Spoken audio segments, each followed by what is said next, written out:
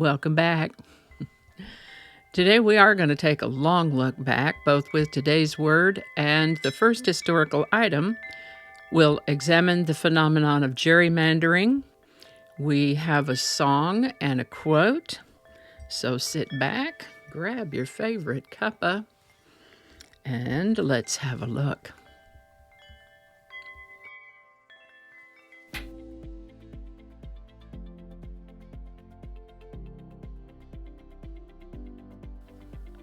Hi there, and welcome to This Day in History for March 26th.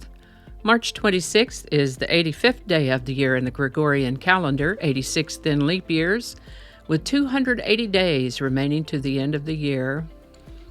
Today's word is fiefdom. Fiefdom is a noun that basically means an area over which one exercises control. You might remember back on March 13th when we talked about the word serf and its relationship to a feudal system. A fiefdom is also related to feudal matters, and as I say this, it occurs to me that I may need to clarify that we're not talking about the kind of feud that's a bitter, long-standing quarrel or conflict like the Hatfields and McCoys, but the type of situation where the lord of the manor was the absolute boss of the estate and everything that happened thereon, the feudal system. As I understand it, there was hierarchy with the lord at the top, the vassals who served and were protected by the lord of the manor, and the serfs who belonged to the land. You can check that March 13 episode if you like, if you need a refresher about serfs. Historically, a fiefdom is a territory or estate granted by a lord to a vassal in exchange for loyalty and service under a feudal system. In the feudal system of medieval Europe, a fief was land given by a lord to a vassal, who in return pledged loyalty and military service. The fiefdom was the vassal's domain. They governed it as long as they upheld their end of the feudal bargain. In more modern times, a fiefdom may refer to an area, organization, or sphere of control dominated by a single person or group, often implying unchecked power or influence. For example, the CEO ran the company like his personal fiefdom, making major decisions without consulting others, or the department had become a fiefdom, with one manager resisting any changes from above. Interestingly, while the word fiefdom traces back to Old French and Latin before that, the term fiefdom only began appearing in English in the 1800s, long after the feudal era had ended, primarily to describe political or organizational power structures. Interesting word, fiefdom.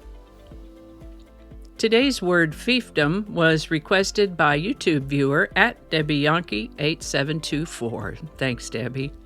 And if you have a word you'd like us to look up in this Word of the Day segment, drop it in the comments.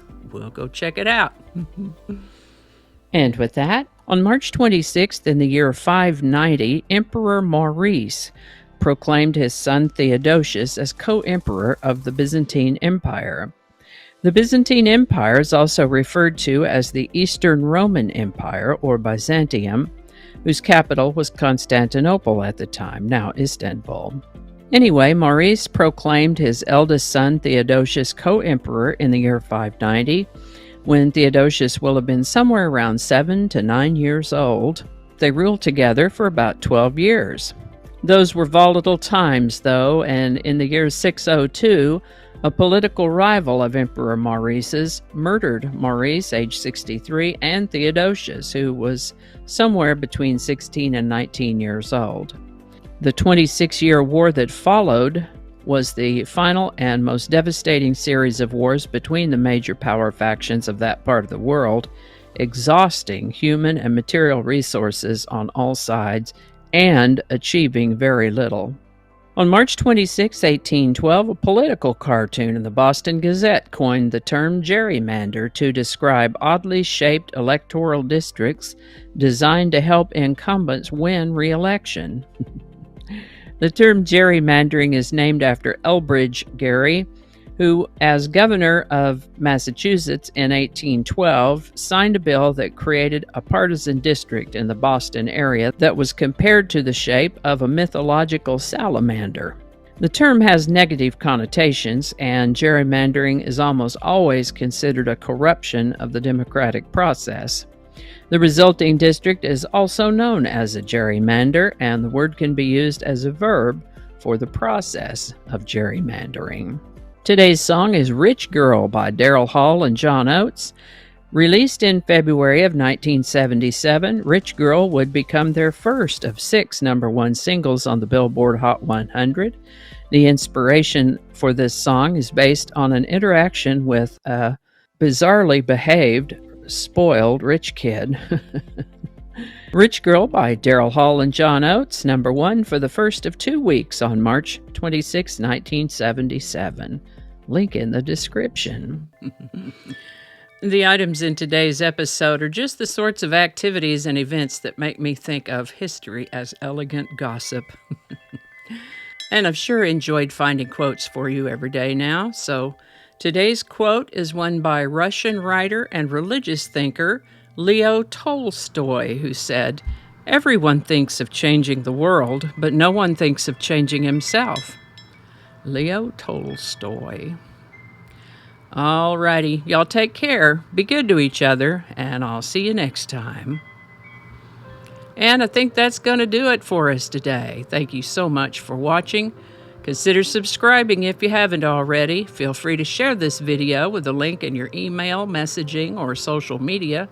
If you enjoy this series, you can check out the playlists in the description.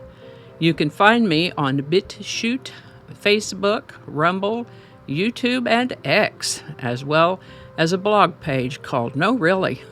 All those links in that description. Alrighty, that's all I can think of right now. Thanks again, and I'll see you next time.